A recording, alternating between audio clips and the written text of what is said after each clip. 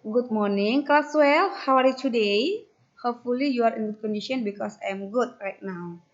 So today we will start our lesson about perubahan sosial. Oke, pertama kita itu belajar mengenai pengertian perubahan sosial yang diberikan oleh para ahli. Ada 3 ahli di sini ya, Miss buatkan.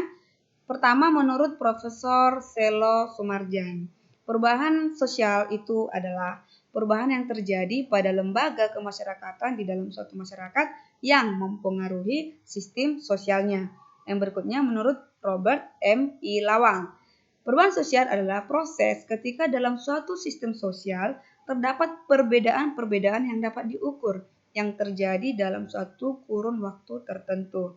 Yang ketiga menurut Max Weber, perubahan sosial adalah perubahan situasi dalam masyarakat sebagai akibat adanya ketidaksesuaian unsur-unsur. Jadi kalau disimpulkan, pengertian perubahan sosial adalah perubahan pada sistem sosial, struktur, dan fungsi masyarakat. Sampai sini paham ya? Next, kita belajar mengenai bentuk-bentuk perubahan sosial.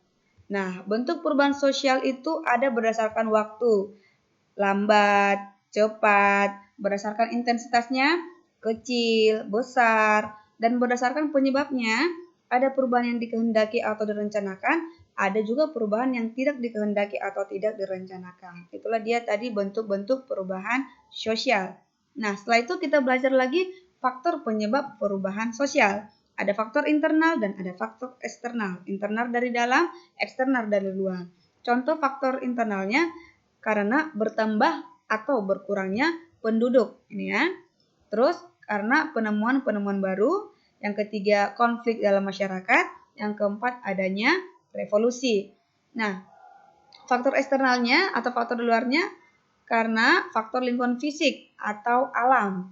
Berikutnya peperangan, berikutnya pengaruh kebudayaan lain. Itulah yang menjadi faktor penyebab perubahan sosial. Oke, next.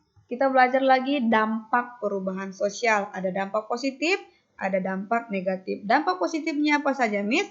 1. Munculnya penemuan baru. Berikutnya, munculnya nilai dan norma baru yang lebih relevan. Berikutnya, munculnya lembaga atau institusi yang baru. Sedangkan dampak negatifnya, 1. Perubahan yang terlalu cepat dapat menimbulkan anomi. Berikutnya, kemunduran moral atau demoralisasi. Dan yang terakhir adalah munculnya konflik sosial. Oke, thank you for your attention. See you in next video. Bye-bye.